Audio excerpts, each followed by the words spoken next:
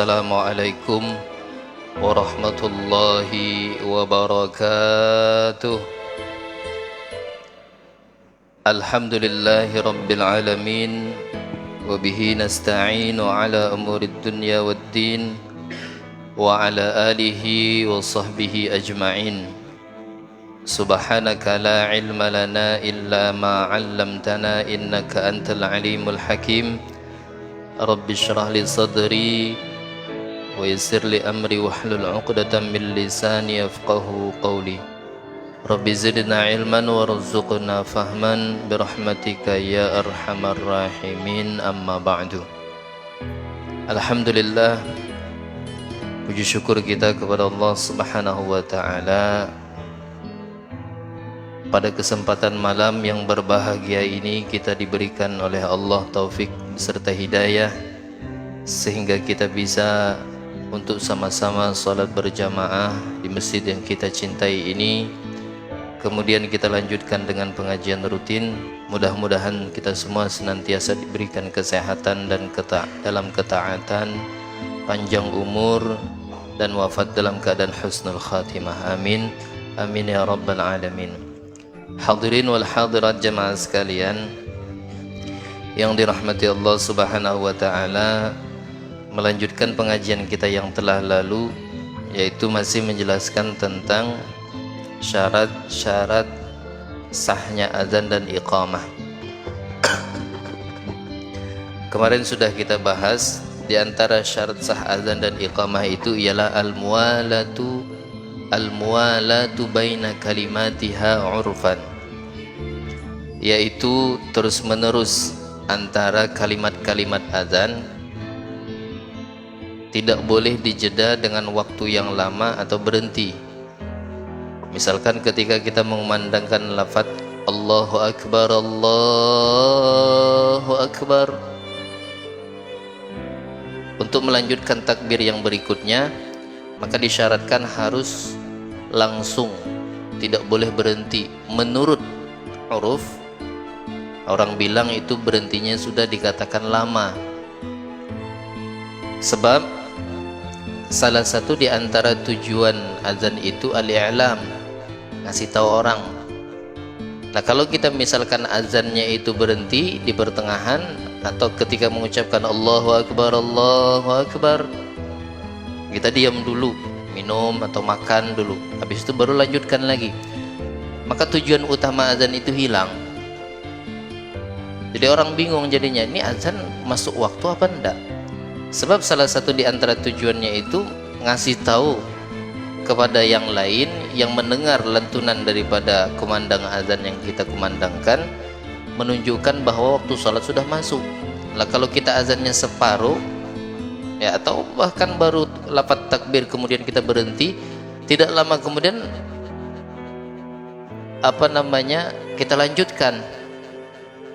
Kemudian ini juga dianggap al-la'ab, dianggap main-main di dalam syariat, maka tidak sah azannya. Nah, jadi harus terus menerus, tidak boleh kita jeda dengan waktu yang lama. Kemudian syarat yang kedua, syarat sah azan itu at-tartib, yaitu tartib. Tartib artinya antara satu kalimat dengan kalimat yang lain harus berurutan sesuai dengan apa yang disunnahkan. Kemudian yang ketiga, dukhulul waqti illa fi salatin wahidatin fayasihul adhanu laha qabla dukhulil waqti wa huwal adhanul awwalu li salati subhi. Yang ketiga syarat sah azan itu ialah harus masuk waktu.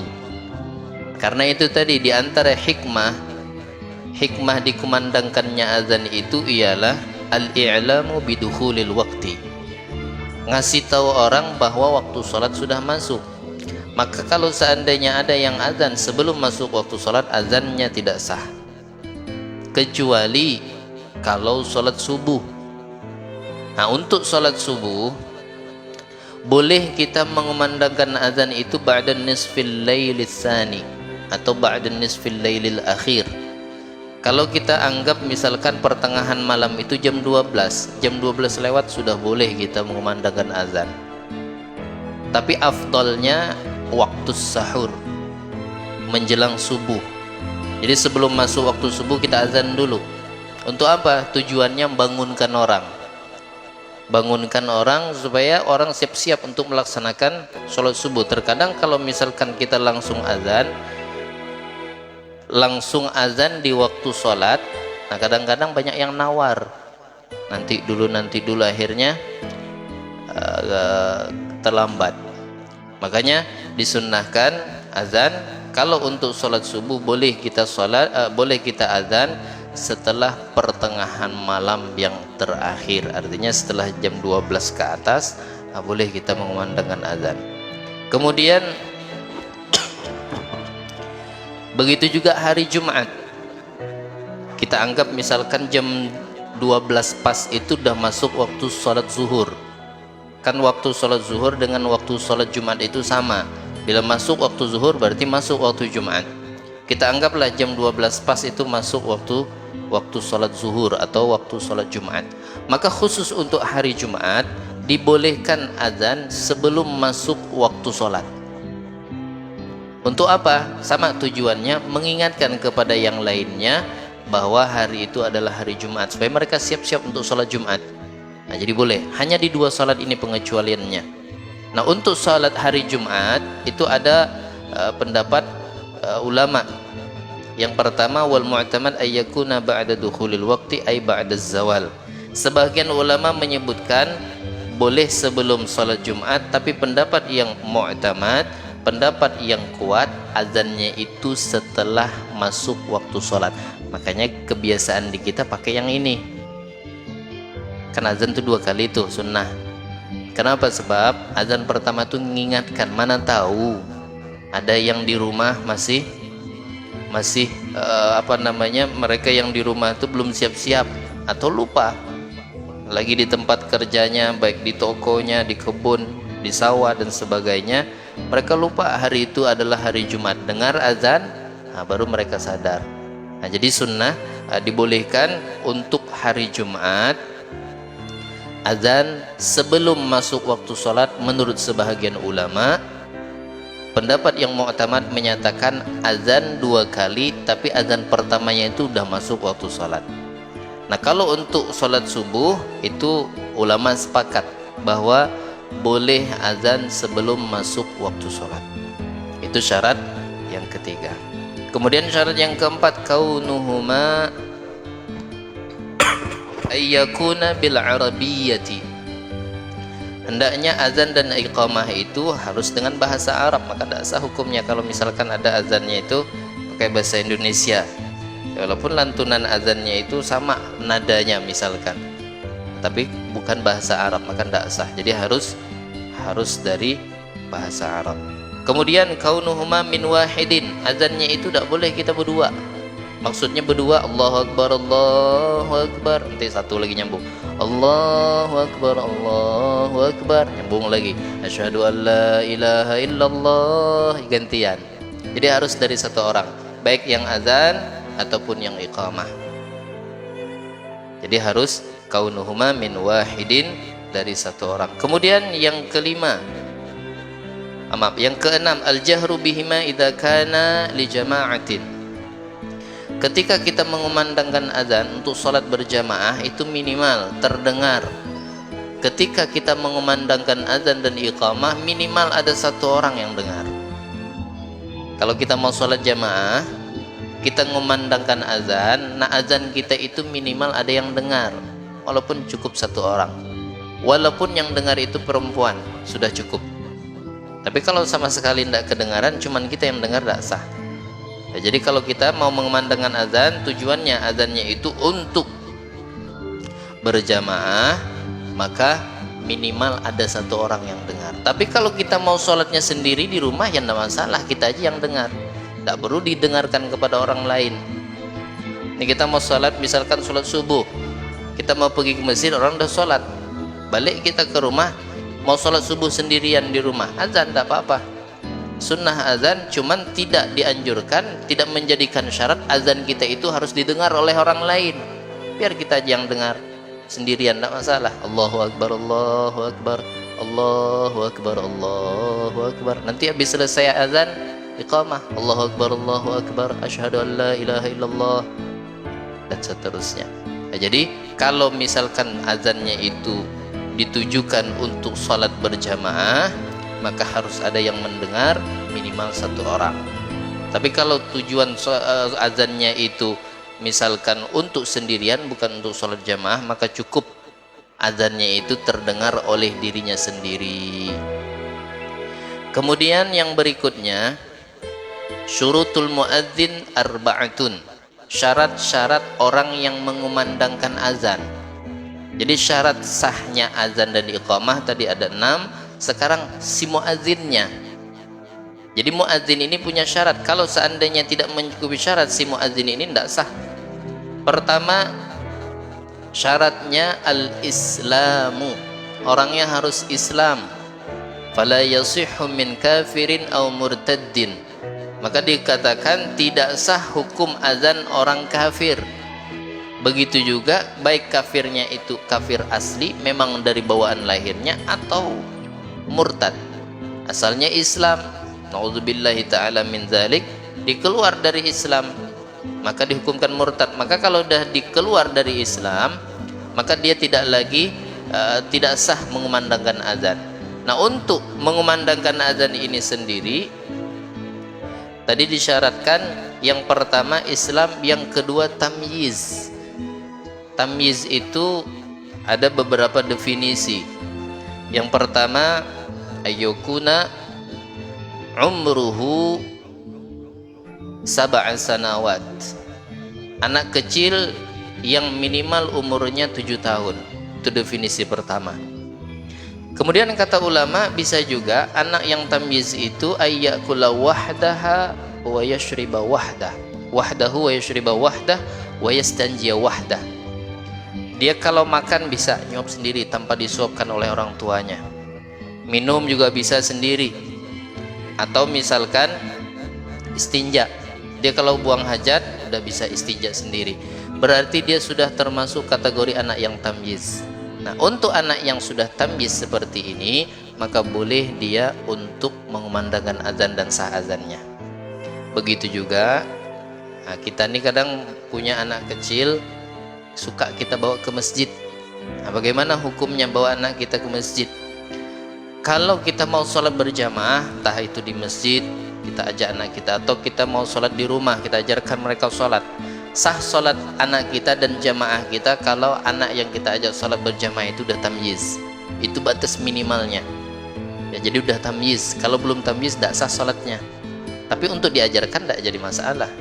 Jadi kalau sudah tamyiz, makanya dalam syariat menyatakan, kata ulama, Syekh Ibn Rushd dalam kitab Zubatnya beliau sebutkan, kalau sudah berumur 7 tahun daripada anak kita, maka wajib kita sebagai orang tuanya mendidiknya.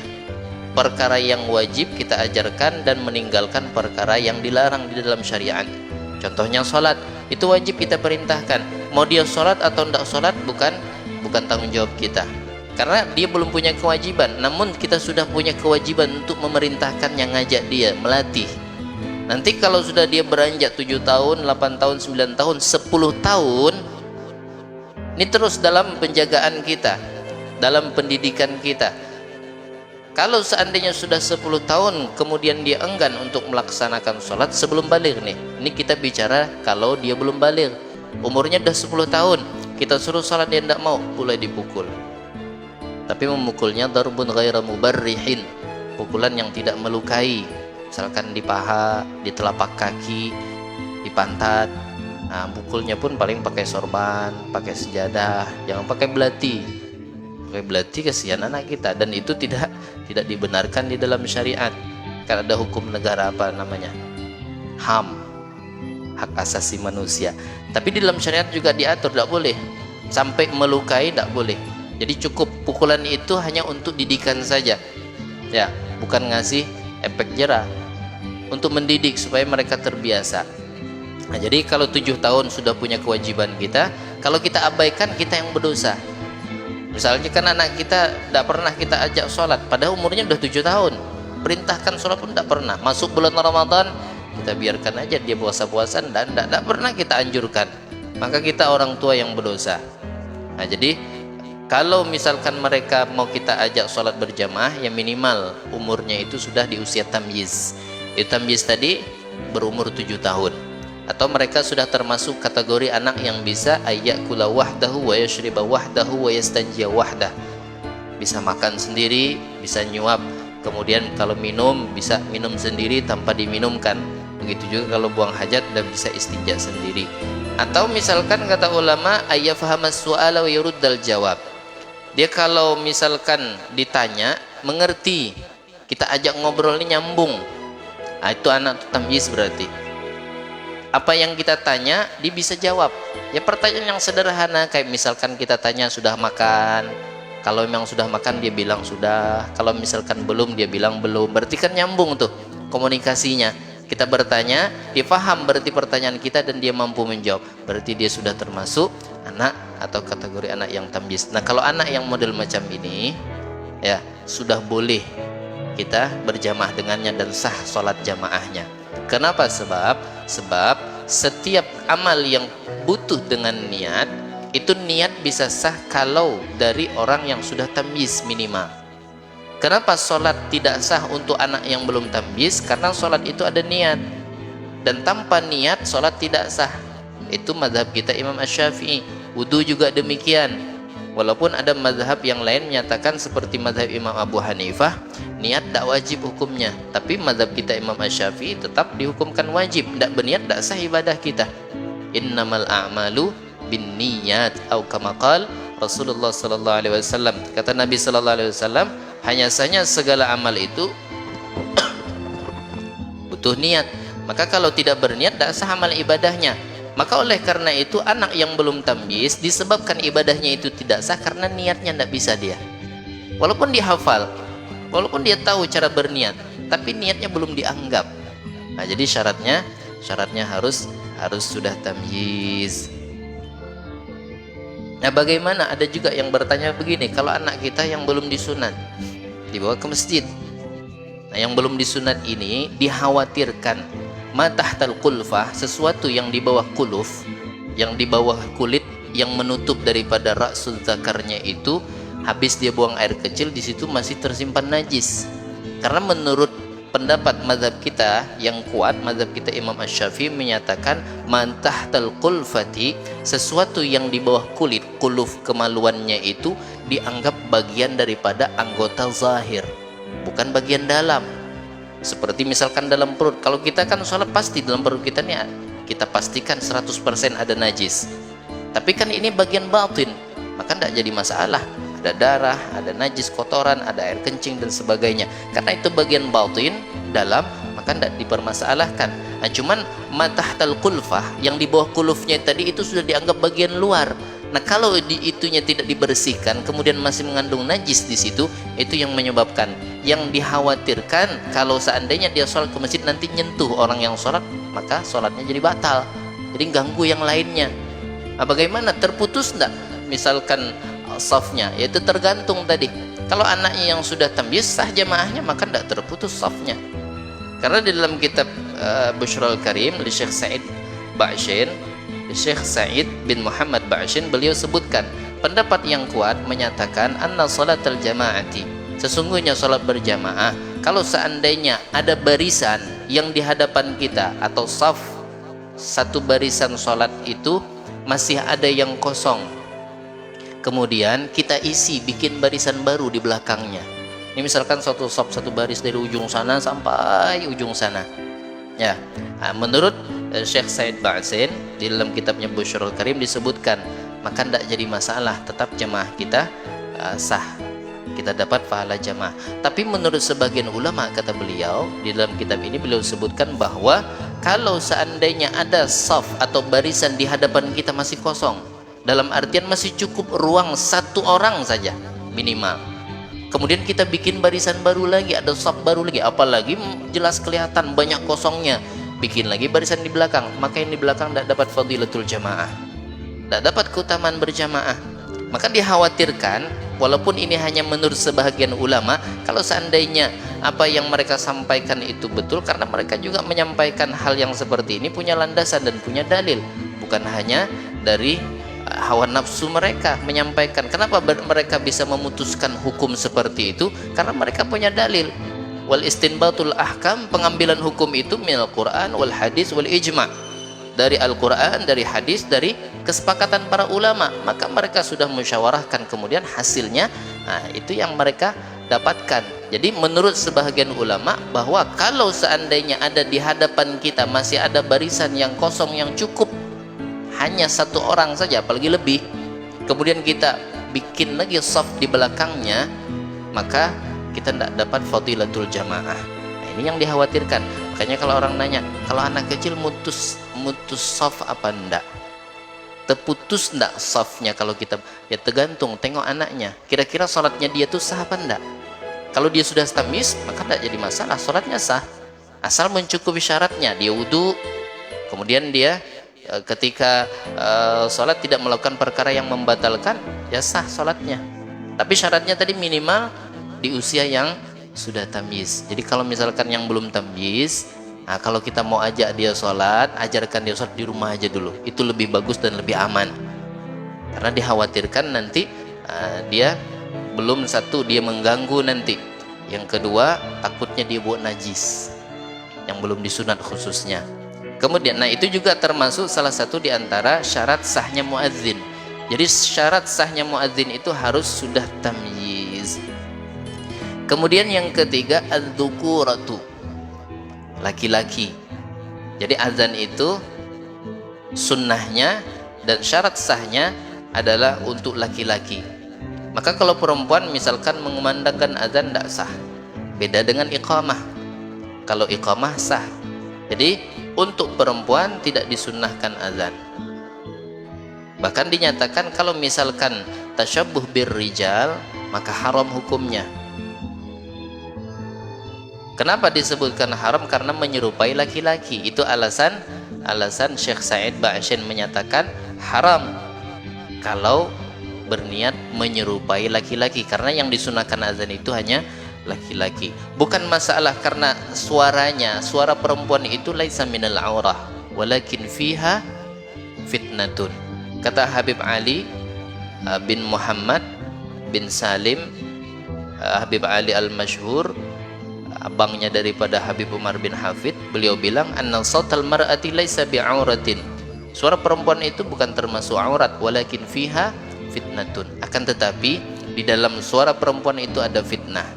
Makanya kalau misalkan mendatangkan fitnah maka haram. Tapi kalau seandainya tidak mendatangkan fitnah, tidak jadi masalah. Bahkan dia kalaupun melantunkan misalkan sebuah syair, misalkan kayak nyanyian, dia menyanyi, tidak jadi masalah kalau seandainya tidak ada fitnah di dalamnya. Tapi kalau dengan sebab orang mendengar suaranya itu menyebabkan misalkan lelaki bisa menimbulkan syahwat lelaki dan sebagainya, maka itu yang disebut dengan fitnah. Fitnah yang dimaksud kata beliau adalah bisa menjerumuskan seseorang untuk berbuat zina, maka itu yang disebut fitnah. Maka kalau seandainya bisa menimbulkan hal-hal yang seperti itu, maka haram, karena suaranya itu ada fitnah, jadi bukan termasuk aurat. Kemudian syarat yang berikutnya, ayyakuna arifan bidukhulil waqti likayaqa'al azanu mauqi'ahu. Syarat yang berikutnya, untuk orang yang azan itu harus tahu, harus paham dengan waktu sholat. Kalau kita sekarang sudah mudah, dulu kan sebelum ada jam digital nih yang manual, pakai cuman tulisan ya, kemudian di atasnya ada jam yang tidak bergerak kecuali kita yang mutar. Nah di situ jadwal 1 tahun, jadwal sholat. Nanti bulan Januari, Februari, Maret dan seterusnya, tanggal-tanggalnya ada, waktunya beda-beda tuh. Kadang hari ini dengan besok sudah beda, ada perubahan. Nah ini yang muadzin tidak boleh langsung main-main azan-azan saja. Jam 12 zuhur dah pokoknya. Nanti kita tengok jam 3 asar, jam 6 sore maghrib. Nah ini tidak boleh, tidak sah hukumnya. Dan ini berbahaya. Kenapa? Sebab banyak orang yang berpatokan dengan azan ketika ingin melaksanakan ibadah sholat. Apalagi kalau bulan Ramadan, maghrib itu tidak hati-hati betul kita. Ya, kalau betul-betul kita sudah yakin waktu sholat itu sudah masuk, nah baru kita azan. Kalau enggak, nanti berapa banyak kita membatalkan orang yang berpuasa karena sebab azan kita. Harus hati-hati. Jadi harus ada ijtihad. Kalau kita memang belum pasti tahu yakin waktu maghrib itu sudah masuk, maka kita harus ijtihadkan dulu. Tengok jam, tengok di HP, tengok di TV, atau dengarkan azan masjid tetangga, dan seterusnya. Jadi syarat yang keempat, ayyakuna arifan bidukhulil waqti. Hendaknya orang yang melantunkan azan itu mereka tahu akan masuknya waktu sholat. Kemudian yang berikutnya, sunanul azan. Kesunahan yang disunnahkan ketika kita mengumandangkan azan. Yang pertama at-tartil, ay yata'anna fihi bi ay yajma'a baina kulli takbirataini fi nafasin wahid wal baqi kullu kalimatin fi nafasin wahid. Ketika kita melantunkan azan itu harus tartil. Tartil itu yata'anna, pelan, jangan terlalu cepat. Takbir itu 4 kali itu satu nafas. Allahu Akbar, Allahu Akbar, Allahu Akbar, Allahu Akbar.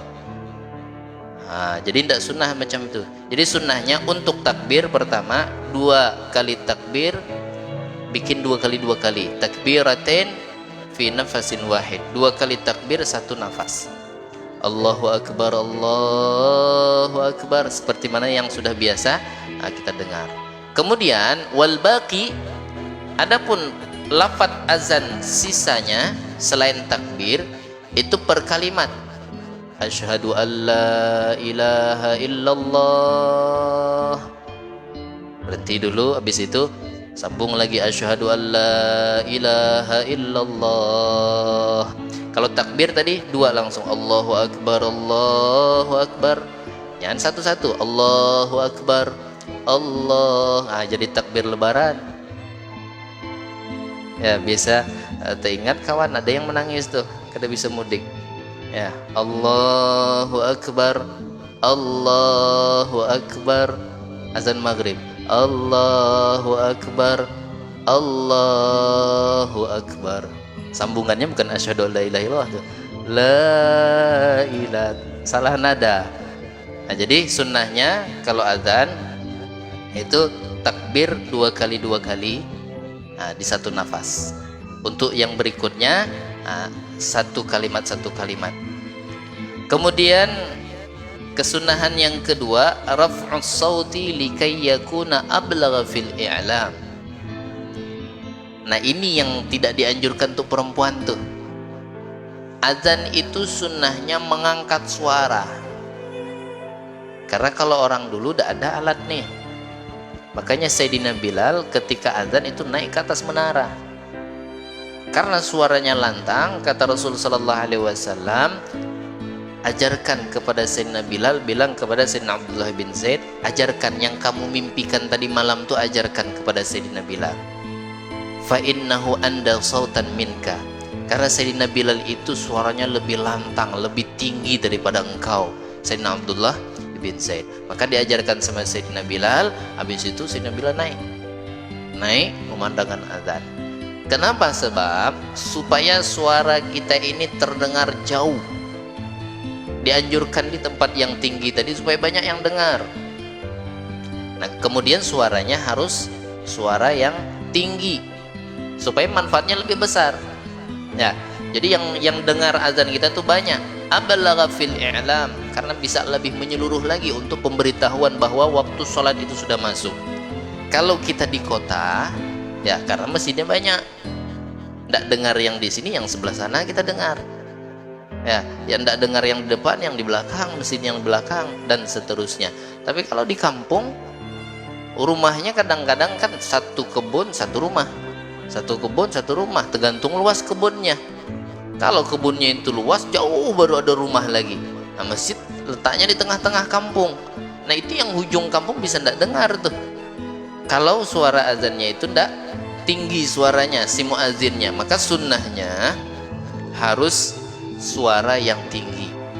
Kemudian kesunahan azan yang berikutnya, taskinur ra au fathuha fit takbiratil ula wa taskinuha fit takbiratil tsaniyah. Mensukunkan huruf ra di takbir pertama, Allahu akbar, Allahu akbar. Wa taskinuha fit takbiratil tsaniyah, begitu juga mensukunkan ra di takbir yang kedua. Jadi antara dua nih, sukun atau fathah di takbir pertama, kalau takbir kedua sukun. Jadi boleh kalau takbir pertama Allahu akbar, Allahu akbar, bara boleh, atau akbar, Allahu akbar, Allahu akbar, Allahu akbar, atau Allahu akbar, Allahu akbar. Untuk takbir yang kedua sunnahnya sukun, dimatikan huruf ra-nya. Tapi kalau ra yang pertama di takbir pertama, pilih antara dua, boleh akbara atau akbar. Itu kesunahannya. Kemudian yang keempat, sunnah adzan itu at-taswibu fi adzanil fajri wa huwa ay yaqula as-salatu khairum minan naum. Taswib ketika salat subuh, marrataini ba'dal hayya 'alataini, setelah kita mengucapkan hayya 'alas salah dua kali, hayya 'alal falah dua kali, habis itu baru taswib sunnah, as-salatu khairum minan naum. Artinya apa? Salat itu lebih baik daripada tidur. Dan ini hanya dikhususkan untuk salat subuh, azan subuh. Kenapa? Sebab kata Syekh Said Ba'asin, sebab subuh itu kan orang tidur, identik tidur itu malas bangun, apalagi tidurnya belum puas, dibangunkan belum, istilahnya belum cukup tidurnya tuh, tidur jam 3 atau jam 2. Nah, ketika dengar ini merinding juga dia. Salat itu lebih baik daripada tidur, langsung dia bangun, antara dua lah. Kalau kadang narik selimut, bangun dia. Tapi kalau banyak mikirnya, takut mati, takut akhirat, bangun tuh. Tapi kalau ndak ingat masalah macam itu, bisa narik selimut, kencangkan kipas, tarik selimut, lanjut. Ya, nah ini ndak takut berarti. Nah, jadi makanya diperingatkan, as-salatu khairum minan naum. Salat itu lebih baik daripada tidur. Makanya dikhususkan hanya di salat subuh saja. Ya, jadi letaknya setelah mengucapkan hayya 'alas shalah dan hayya 'alal falah. Apa maknanya as-salatu khairum minan naum? Anna ladzatas salati 'indal 'ashiqin afdalu min ladzatin naum. Makna kalau terjemah sama makna kalau istilah bahasa Arab itu beda. Kalau terjemahnya salat lebih baik daripada tidur. Ada lagi maknanya yang lebih dalam lagi. Anna ladzatas salah lil 'indal 'ashiqin afdalu min ladzatin naum. Kenikmatan salat itu untuk orang-orang yang sudah rindu betul sama Allah itu jauh lebih nikmat daripada tidur. Itu maknanya. Anna ladzatas salah 'indal 'ashiqin afdalu min ladzatin naum. Kenikmatan salat untuk mereka-mereka, berarti kalau kita masih nikmat tidur, belum termasuk kita asyikin, orang-orang yang rindu sama Allah itu belum lagi. Paling kita bilangnya cinta sama Allah, paling hanya sekedar ucapan bibir kita saja, tapi belum sebenarnya. Mereka yang sudah bisa merasakan hal yang seperti itu, dengar itu dah langsung terperanjak, bangun langsung mereka menikmati ibadah sholatnya, karena mereka ketika sholat nikmat. Makanya kita sering diajarkan sama ulama-ulama salaf-salaf kita terdahulu, Allahumma ja'al fi ta'atika farahi, ya Allah jadikan taatku kepadamu itu sebagai kesenanganku. Kalau kita sudah bisa beribadah itu senang, ini berarti sudah masuk kita derajatnya asyikin. Salah satunya ketika melaksanakan ibadah sholat. Sholat itu memang perkara ibadah yang sangat kita tunggu, karena kita nikmat, menikmati betul ketika beribadah kepada Allah Subhanahu wa Ta'ala. Nah, mudah-mudahan nih kita sebelum kita wafat dapat nikmat ini, nikmat ketika beribadah. Sekarang kita baru merasa kalau belum sholat belum enak. Karena kita takut azab neraka, kepengen masuk surga. Waliyah Rabi'ah Al-Adawiyah, ada seorang perempuan sufi, wali perempuan di zaman dahulu yang sering mungkin kita dengar namanya, Rabi'ah Al-Adawiyah. Beliau doa, ya Allah, kalau memang aku beribadah ini takut masuk neraka, masukkan aku ke neraka. Jadi mereka sudah sampai segitu derajatnya. Kenapa? Mereka ibadah itu memang murni betul-betul karena ibadah kepada Allah, bukan karena takut neraka, bukan kepengen masuk surga, murni memang karena taat kepada Allah Subhanahu wa Ta'ala. Kalau kita masih lagi berharap jangan disiksa di neraka, selamat dari neraka, dan masuk ke dalam surga, itu harapan kita. Tapi tidak apa-apa, memang ini masih derajat kita. Makanya kita minta sama Allah, jangan Allah cabut nyawa kita ini sebelum kita dapat nikmat seperti mana orang-orang terdahulu yang mereka ketika beribadah betul-betul merasa nikmat, betul-betul ibadah itu mereka nikmati. Bahkan ada seorang sahabat yang ketika mau dicabut panahnya, beliau bilang, tidak usah dibius, tunggu saya sholat, tidak usah pakai bius-biusan, tunggu saya sholat. Ketika sholat dicabut, selesai sholat beliau nanya, udah dicabut? Bagaimana coba bayangkan kita, Allahu Akbar, langsung nyebar ingatan kita, kresek sedikit nengok kita, saking tidak khusyuknya. Nah, jadi belum lagi, jauh lagi derajat kita ini untuk sampai kepada mereka-mereka as-salafun as-salihun, orang-orang saleh terdahulu yang mereka dekat dengan Allah. Ketika mereka beribadah, mereka sangat menikmati. Jadi as-salatu khairum minan naum, itu maknanya anna lazzatas salati 'indal 'asyiqin afdalu min lazzatin naum, lebih jauh lebih afdal, lebih utama untuk mereka daripada nikmatnya tidur.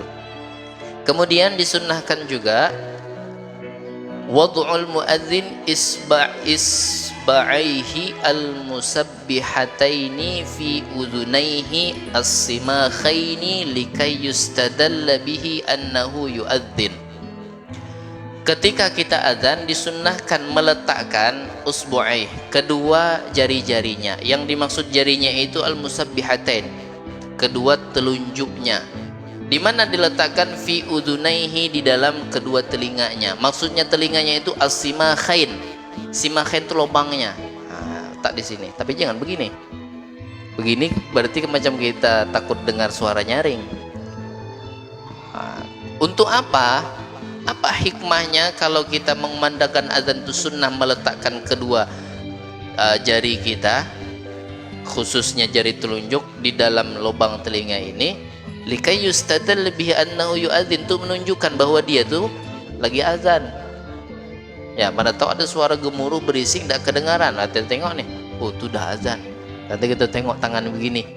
Nah, jadi sunnahnya itu tujuannya likai yustadal lebih annahu yu'adzin, supaya menunjukkan dia itu adalah atau dia lagi azan. Jadi sunnah.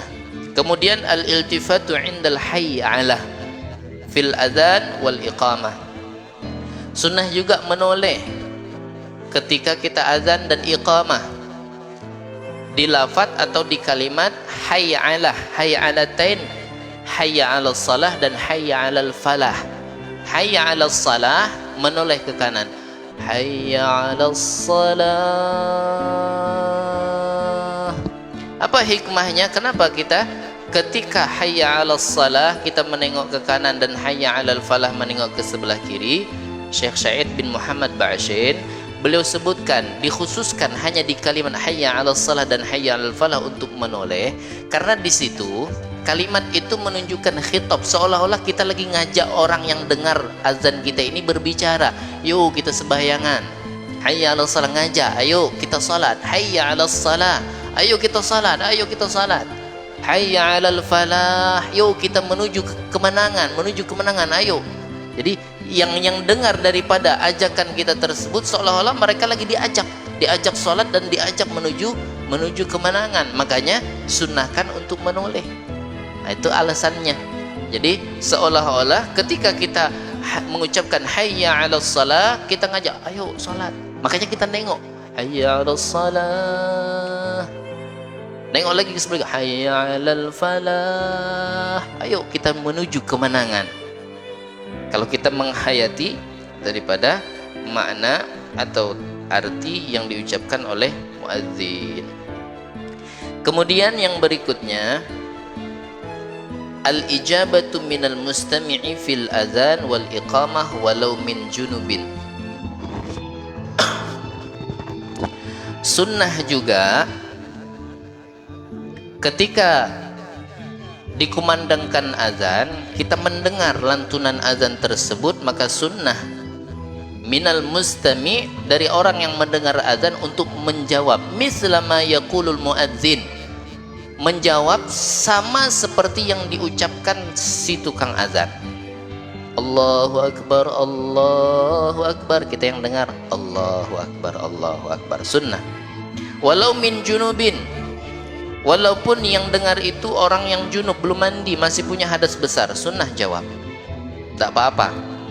Wal iqamah, begitu juga menjawab iqamah. Kalau di kampung kan biasanya paling ada masjid satu, surau satu, tempat mereka untuk berkumpul berjamaah. Kalau di Tembilahan banyak. Di sebelah sana masjid apa tuh? Parit berapa tuh? Ada yang bisa kita sholat di sini terdengar masjid parit berapa tuh? Pokoknya ada lah. Kemudian surau di depan situ ada juga masih Sabta Marga. Kemudian yang di sebelah sana apa, Kayu Jati. Yang sebelah banyak, keliling berapa masjid nih? Di dekat sini aja ada berapa masjid. Kita rumahnya tengah-tengah. Masuk waktu maghrib, Allahu Akbar, Ta'limul Huda. Tak lama, Allahu Akbar, masjid sebelah sana. Ada yang berbarengan, beumbayan, Allahu Akbar, sini Allahu Akbar. Bingung kita jawabnya mana nih?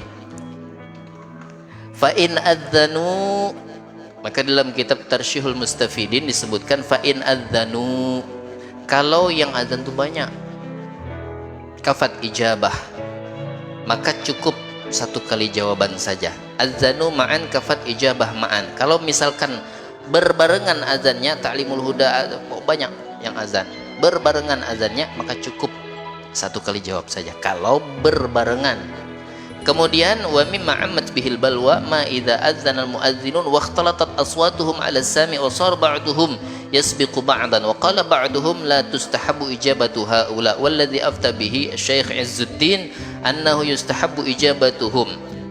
Intaha nihaya ay ijabatun wahidah wa yatahaqqaqu dhalika bi ayat akhar bi kulli kalimatin haitsu ala dhannihi annahum atau biha bihaitsu taqu ijabatuhum mutaakhirah au muqaranah.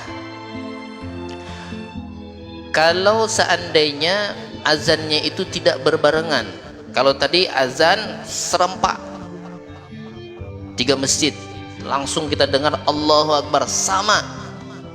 Nah sekarang ada yang Allahu Akbar, yang sebelah sana sudah asyhadu an la ilaha illallah, yang sebelah sana hayya 'alas shalah. Jadi ikhtalatat aswatuhum, campur aduk suara mereka. Ada yang Allahu Akbar, ada yang asyhadu an la ilaha, ada yang halallah salat dan seterusnya. Maka pertama, sebagian ulama menyebutkan la tustahabu ijabatu haula'i, tidak disunnahkan menjawab mereka tuh. Azan 1, 2 dan 3 itu tidak disunnahkan. Walladzi afta bihi Syekh Izzuddin, kata Syekh Al-Imam Izzuddin, beliau menyatakan sunnah menjawab. Maksudnya sunnah menjawab itu bagaimana? Jawab aja salah satunya. Tapi yang kita yakini, yang kita jawab itu sudah mengucapkan kalimat tersebut. Misalkan yang kita jawab, misalkan kita jawabnya asyhadu an la ilaha illallah. Kira-kira si tukang azan di antara mereka itu sudah ada belum yang mengucapkan asyhadu an la ilaha illallah? Artinya jangan kita duluan menjawab daripada kalimat yang didatangkan atau yang diucapkan oleh muazzin. Kita jawabnya la haula wala quwata illa billah, jawaban hayya 'alas shalah. Sedangkan muadzin yang paling duluan baru asyhadu anna muhammadar rasulullah, berarti kita belum jawab siapa-siapa tuh, lebih duluan. Nah, jadi diyakinkan, dipastikan bahwa kalimat yang kita ucapkan ketika menjawab itu sudah diucapkan oleh muadzin, di antara muadzin tadi itu. Nah, insyaallah nanti akan kita lanjutkan lagi, masih berkenaan tentang masalah azan dan iqamah. Nah, inilah yang bisa saya sampaikan untuk malam hari ini. Lebih dan kurangnya saya mohon maaf. Subhanakallahumma wa bihamdika asyhadu an la ilaha illa anta astaghfiruka wa atubu ilaik. Wal 'afwu minkum. Assalamualaikum warahmatullahi wabarakatuh.